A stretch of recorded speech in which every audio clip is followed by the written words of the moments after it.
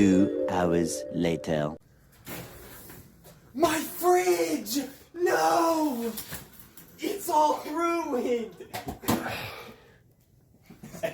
What happened? It's all ruined! Only Only if we had something that could close it for us. I have something to give you closure. What did you say? Oh boy, do I have a product for you. Behold.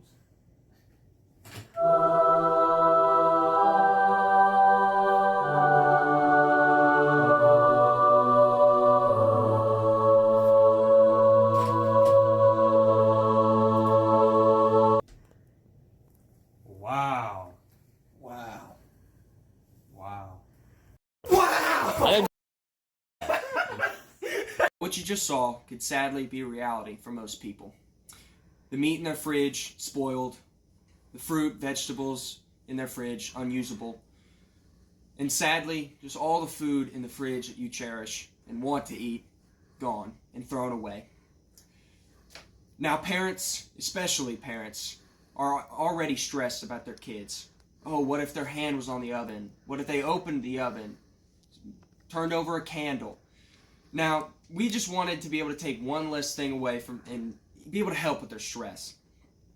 At the same time, being able to help with the food spoilage problem. So we came up with CloseSure. Now, CloseSure's main design is to be able to shut the fridge safely and efficiently. We have a 3D modeled part attached to a servo motor that will slowly reel in a wire connected to the fridge door. Now, this affects our main goal of doing it safely. It closes very slowly and is easily able to be countered and being able to hold the door without it slamming on you. Now, our sensors and our other parts will be described by my associate. I'm Jack's associate, and here I am to tell you about all the sensors that we use. Starting off, we have the infrared temperature sensor inside the fridge, which uses infrared light to tell the temperature of its surroundings. On top of the fridge over here, we have a magnetic reed switch. The magnetic reed switch uses this magnet on the door hinge to be able to tell when the fridge is closed and when it's open. Next, we have the RTC clock module, which uses this magnet on top and pulse width modulation to be able to count second, hours, and minutes. Our last sensor is the motor driver on this side that is wired up to whenever it receives voltage, it turns this 12-volt motor over here, which then turns the spool and closes the door. Now, I will hand it off to Brantley. Alright, so the program starts by checking if the door is open or closed using the reed switch. If the door is open, it records the time and the temperature at which the door is open. After a given time limit, the motor will engage and start to close the door. And once the door is closed, it will record the time and the temperature at which it was closed, then calculating the temperature difference and letting you know how much heat was gained in the fridge. Michael will now go over the SolidWorks. This is our SolidWorks assemblies page. This shows the collapsed view of all the assembly.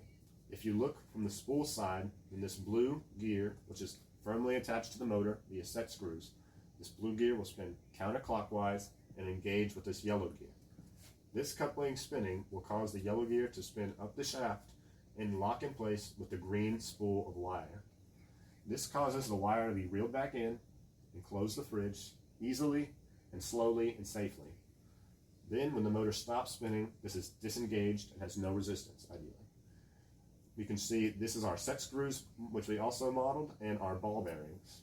We hope to incorporate linear springs into this model and torsional springs in future designs. Here's a video of our collapsed and exploded views in SolidWorks to better understand how the parts fit together. That's it. This is a short demonstration of our product working on a 10-second timer.